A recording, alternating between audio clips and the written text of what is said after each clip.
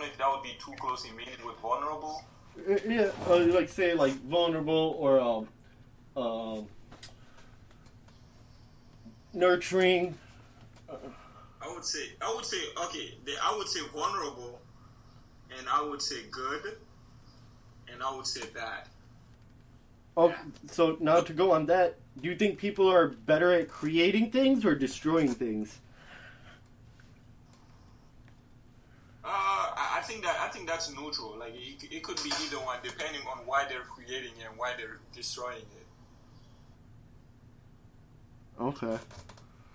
Yeah, but I think ultimately we're vulnerable and we're both good and we're bad. Okay. So,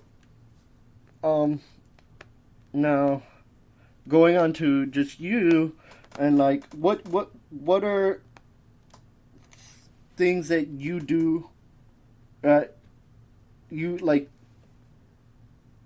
If you couldn't fail, like what would you do? If I could what? If failure wasn't an option, like you're not like that doesn't exist, what would you do? Failure wasn't an option. How could I fail at all? Yeah. Oh man, I would just turn the world into a utopia. That's what I would do. Okay. What do you think is more that you need? What's something you need more of in life, and something that you realize you could use less of? Something that I need more of, and something that I need less of. Yeah. Man, I need more time, and I need less distraction. Yeah, that's all of us, right, brother? So, what are like? How do you spend your Sundays?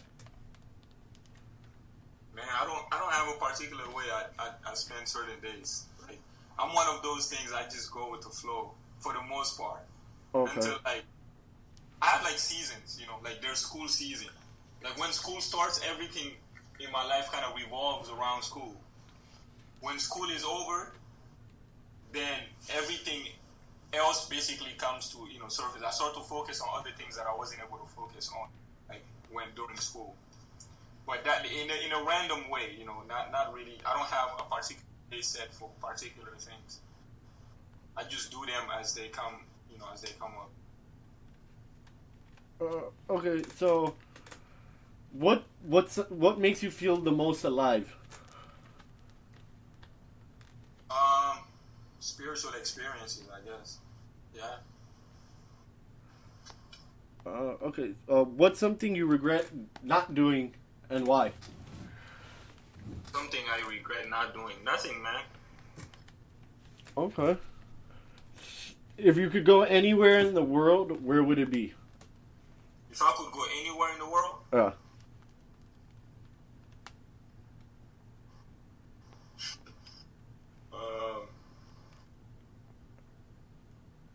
If I could go anywhere in the world.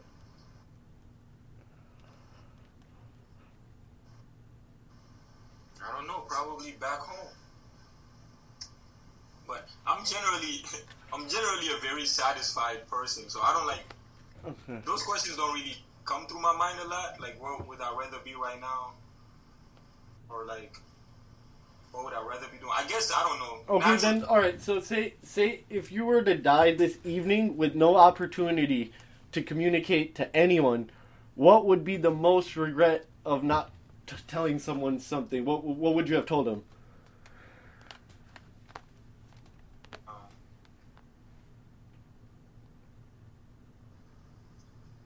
I don't know. I feel like there are a lot of people that I'm not very expressive when it comes to like my feelings or like my sentiments towards people. Okay. But that's a part of me that I kind of really I'm not a big fan of. Okay. It's mostly natural, it's not intentional, but it's a part of me that I guess if I could change, I might want to change. But I would want to tell certain people, like, I would want to express my feelings. Right, you would want to tell your wife you love her, or tell your, or like tell your teacher thank you, things like that, right? Stuff like that. So how do you manage your stress How do I manage my stress? Mm-hmm. I know what I can. Okay, so my life is generally very stressful, right? Mm-hmm. But one one thing I've developed over time is knowing what I have what I have some sort of control over and what I don't have any control over whatsoever. So the things that I can impact, I can affect, I affect those things and I try to deal with those situations. But the things that I can't, I don't even worry about it. Okay. Like what? Okay. So just like that makes sense. Yeah, I don't put more on my plate than I can handle. That's also something I don't do. Like I don't know, just to come up with like a particular example. When it comes to school, for example, like I'm not those people that like, oh, I can do this, I can do that, and then take like 7, 8 classes. Although I do deep down inside, I believe I could possibly do that and succeed at it, but I know and I understand the reality that it's a very difficult and stressful task. So usually you would never see me like doing something like that. I'm only going to take what I can handle without stress. Okay. So if you could have any 3 things in the world, what would it be? Any 3 things? Yeah. Tangible. 3 tangible things. Anything. Yeah, anything. Money is tangible, right? Okay. I would want a lot of money. Like, And 2 more things. Huh? 2 more. I would want to be the strongest person. That's tangible, right? It's physical, I guess. Yeah, you could attain that. You just have to I could hypothetically become the strongest man, right? Yeah. I'll be pushing away. So yeah, that I would want to be the strongest person in the world, and I would want access to any and every library in the world, including if there are secret libraries. I want like the Vatican and things of that nature. Yeah. Okay, so no, I think that like as hard as that would be to just like fall on your lap, we could like attain that as in like, okay, how can I have this plan of getting more money and then coming up with a plan and how to how to achieve that, and on top of that like with libraries and stuff. But I think that the main problem is like having a game plan and like how to you strategically like implement it. Mm-hmm. So what I would say like a tip like you could be like how to become a better you. Just like, okay, I'm gonna have, alright, this is my diet, this is my spending, this is my savings, this is my jobs, this is my spouse, this is my hobbies, this is how I want to relax, and then like have goals for each one and how you could like become better in those things. I think that's like what I'm really trying to push is like how just people could just like just push themselves to be the better versions of themselves.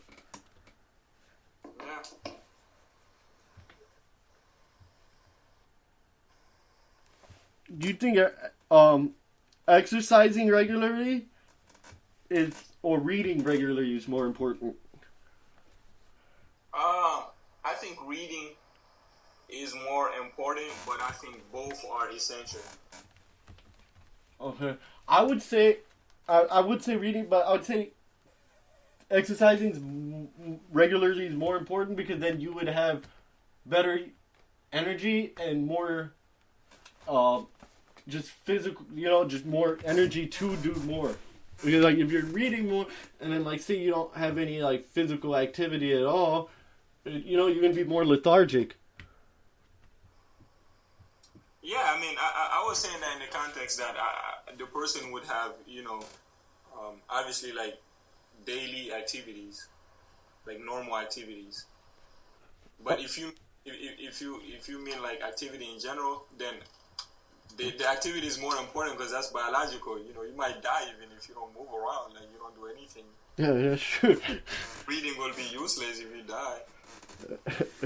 So, what's your dream job? Teaching. Teaching what? Really anything, man. But more probably, I enjoy teaching language more than anything. Language and religious knowledge. Okay. So, what's something you would want to teach anyone listening right now?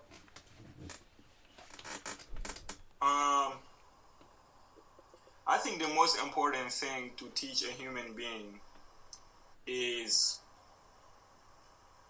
knowing how to balance being objective and being emotionally intelligent. Can you elaborate on that? Being objective, like, I think in order for any learning to be fruitful, the person, like, you have to learn to be objective. You have to learn to not be biased. You have to learn to understand, you know, what things mean, irrespective of irrespective of any bias, you know, because like that you can actually get to the truth. Like that you can actually learn reality. Okay, like to refrain from like negative thoughts or like your interpretation of a situation, and Exactly. how to improve your like limiting beliefs and like how to adapt like a growth mindset. Yeah, to basically be aware of your biases and your presuppositions and not let them influence, you know, your learning. And like at the same time to be able to emotionally, I don't know, connect with people as well, because sometimes one problem with objectivity is that it kind of blocks people from understanding other people. Yeah, no, I agree. That can be dangerous. So even though you should be aware of people's biases and their like assumptions, you should be aware of those things. Like you shouldn't fall into like those things, but at the same time you should be aware of it and know how to like navigate through them without basically like hurting people or, you know, being negligent of people's humanity and their nature, you know. So what do you think is like important? Like what's more like you what's more time you would spend on like trying to teach someone something that could like, you know, benefit them technologically, or like, you know, like say you create something to like travel time like quicker, or like I don't know, like help like you know, like Elon Musk has this new thing that you can like, it's like can be implemented in a brain, and like say someone who didn't have a limb that could like move it, this is gonna help them move that limb? Or do you think that like spiritual gain is more important? Because like if you look at Elon, like he's very like he can like think of like ideas and like creating and inventing stuff, but like beyond that, like I feel like there isn't like a wavelength, if that makes sense. Can you be more specific? No, like what do you think, like you want to teach, right? What do you want to teach, like stuff that will benefit someone in coming with a technological advance, or more of a spiritual advancement?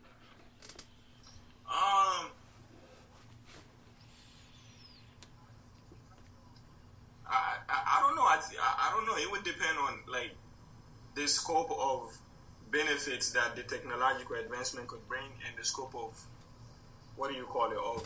benefits that the spiritual teaching can bring. So whatever brings the most benefit, that's what I would go with. What would you